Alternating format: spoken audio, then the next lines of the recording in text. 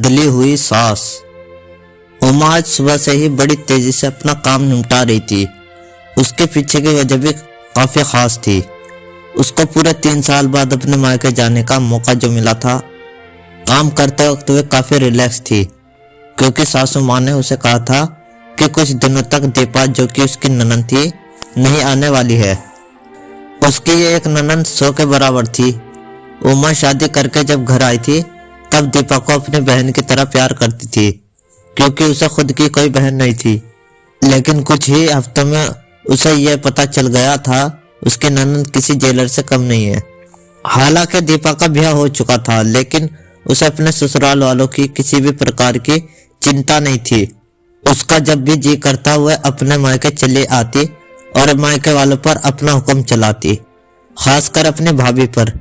वही डिसाइड करती थी वहां पर क्या खाना पकेगा, कोई घूमने जाएगा कि नहीं, या जाएगा तो कहाँ जाएगा। दीपा ही थी जो हर बार उमा को किसी न किसी बहाने से अपने मायके जाने से रोक लेती थी। लेकिन आज का दिन कुछ अलग था, क्योंकि माँ के कहने पर दीपा के पति ने उसके मायके जाने का इंतजाम कर दिया था। ट्रेन की भी टिकट बुक हो चुकी थी। सारा काम खत्म करने के बाद उमा अपने पति के साथ अपना सामान लेकर घर के बाहर निकली थे कि सामने से दीपा आती हुई दिखाई दी। दीपा, जिसके मुंह पर बड़ी सी स्माइल और आंखों में चमक थी, वहीं दूसरी तरफ उमा की आंखों में उसको देखकर पानी आ गया था, जो बस आंसू के रूह में छलकना बाकी था। भैया भाभी के पास आकर दीपा ने कहा, क्यों भैया, कहाँ चले अपनी पत्नी के साथ सैर सपाटा करने के लिए? अपनी बहन को भूल गए क्या? दीपक ने कहा, कहीं सैर सपाटा करने नहीं, तुम्हारी भाभी को मायके छोड़ने जा रहा हूँ। अच्छा, मैं आई और भाभी जाएंगी? क्या आपकी पत्नी को मेरा आना पसंद नहीं है? दीपा ने भाई भाभी को टॉन्ट मारते हुए कहा।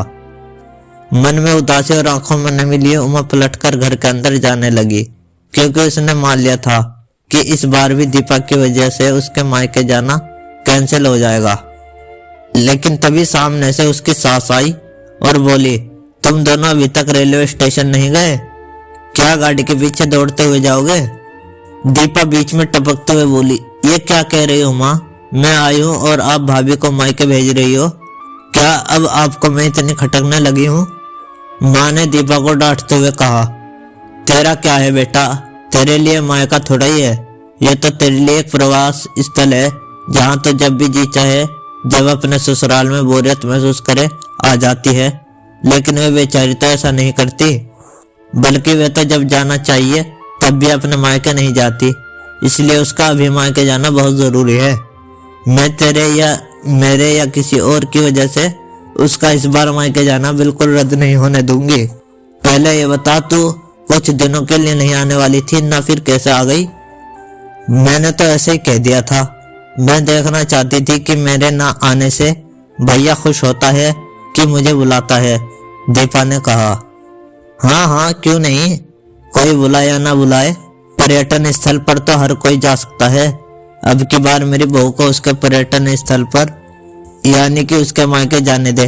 बेचारी ने सिर्फ अपने भाई की शादी देखी है और अब तो उसके भाई को बच्चा भी हो गया है, उसका मुंह तक नहीं देखा उसने, उसे भी अपने हिस्से का शुभ होने दे। माँ ने दीपा को फटकारते हुए और उमा की साइड लेते हुए कहा। अपने सास के मुंह से अपने लिए ऐसे शब्द सुनकर उमा की आंखें छलक गई। उसने अपने सास को गले से लगा लिया। सास ने कहा, बहुत हो गया प्यार, जल्दी जाओ वरना ट्रेन छूट जाएगी। अपने माँ का बदला हुआ रूप देखकर दीपा बहुत हैरान थी। उसे यकीन नहीं हो रहा था कि यही वो माँ है जो उसका हर कहा मानती थी और हमेशा उसका पक्ष लेती थी, चाहे बहू सही हो या गलत। वहीं माँ अपने मन में अपने उस दोस्त को धन्यवाद दे रही थी जो कुछ दिनों पहले उसके घर आई थी और कुछ दिन रही थी और जाते जाते उसकी आंखें खोल गई थी। सहेली ने उन्हें बताया था कि वह अपनी बेटी का मुंह छोड़ दे, वरना अपने बहू और बेटे के मन में अपनी इज्जत खो देगी।